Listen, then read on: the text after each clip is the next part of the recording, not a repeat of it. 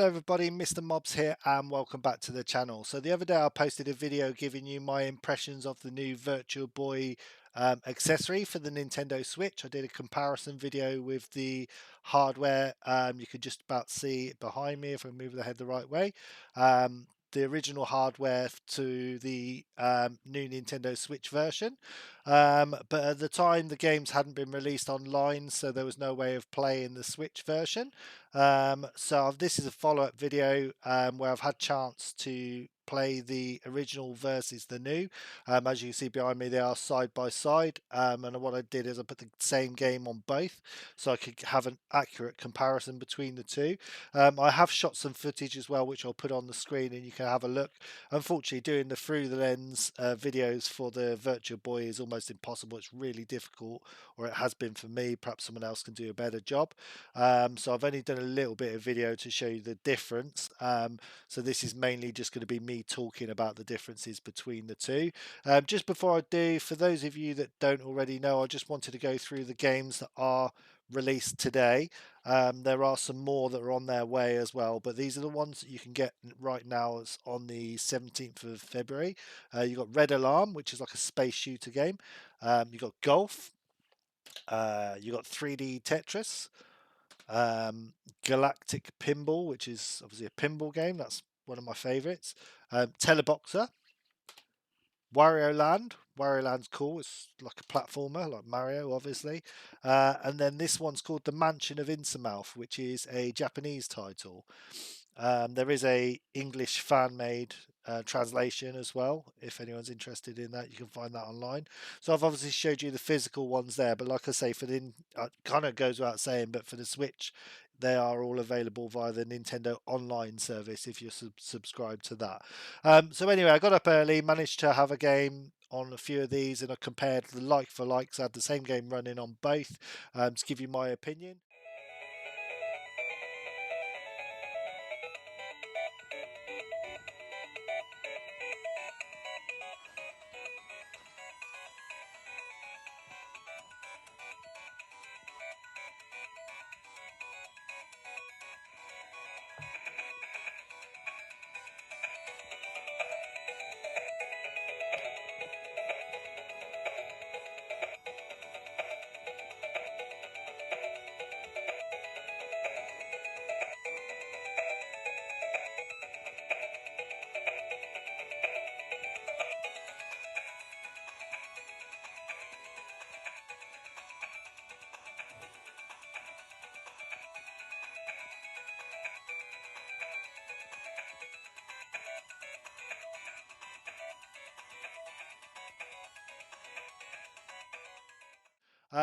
So I'll cut to the chase. I prefer playing on the original hardware over the Nintendo accessory.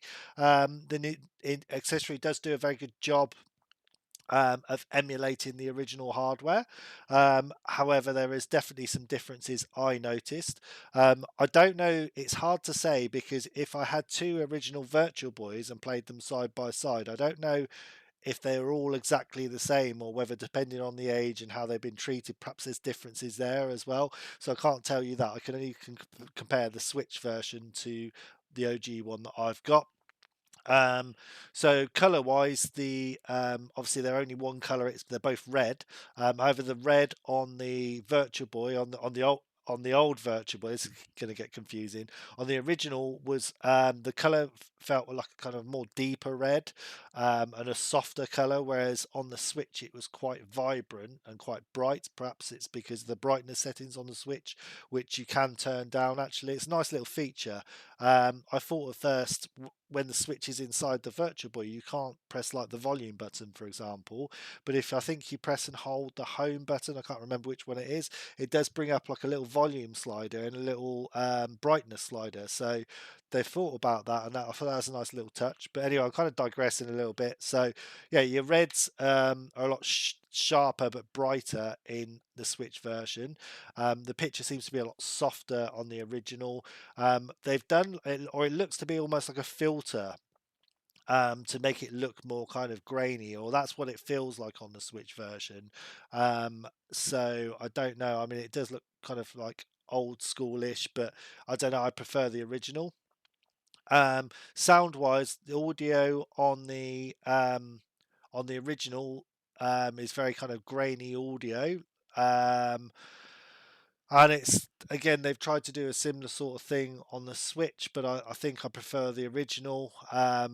I guess probably there's going to be a lot of people who've never played the Virtual Boy are watching this video, so would compare it to the original Game Boy. If you've ever played the very old Game Boy, the DMG, the green screen one, and the kind of audio on that is kind of a grainy sort of audio. It's a very similar sort of audio like that on the Virtual Boy.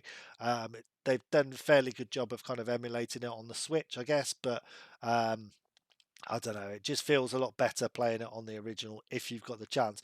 Downsides of playing on the original, obviously, it's old hardware. A lot of it's going faulty now. They've got these kind of ribbons inside that were glued on, and they attach to the screens on the original. Over time, where that glue loosens, the screens get lines through them and distortion.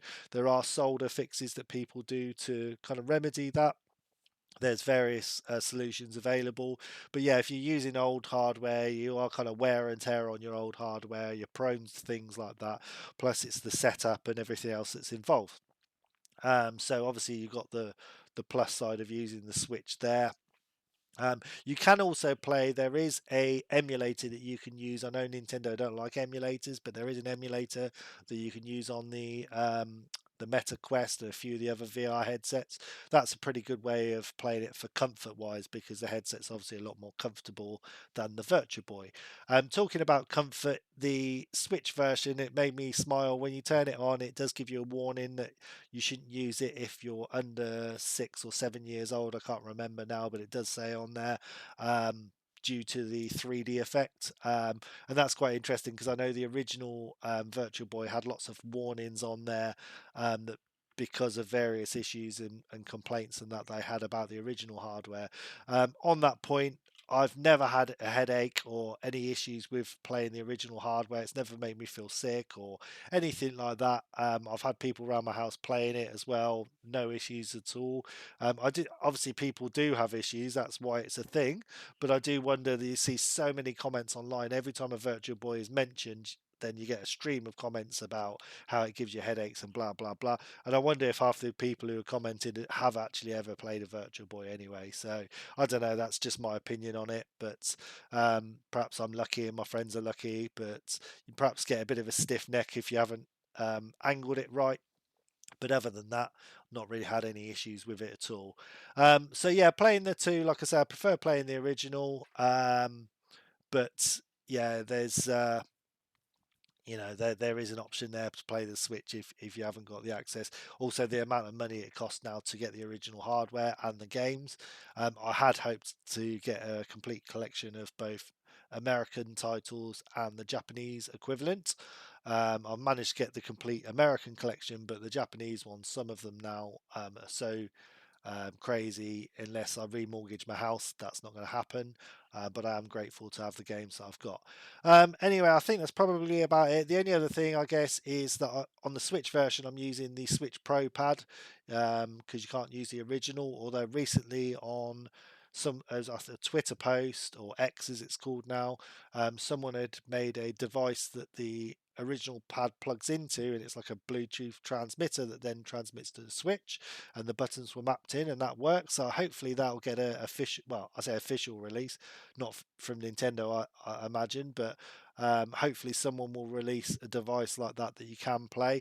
I know Retro Onyx, they developed I mentioned it in my last video, like a circuit board that you can put inside the inside the original controller to then make that into a Bluetooth controller, which you could then plug in a device for that to work.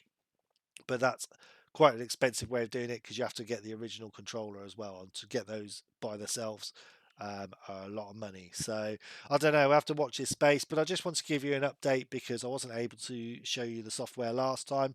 I hope you find this video interesting and I haven't waffled on too long. Please hit the like and subscribe button. I hope to have future videos up similar to this. I've done a lot of VR content up until now. I want to carry on doing VR content, but I also want to expand and do other kind of gaming related content as well. So like I say, please do hit the like and subscribe button. Thank you for watching. drop a comment in the comments to let me know your thoughts on the Virtual Boy and any experiences you've had it with it as well. You can mention if you've had headaches, I don't mind. All right, thank you. Bye bye.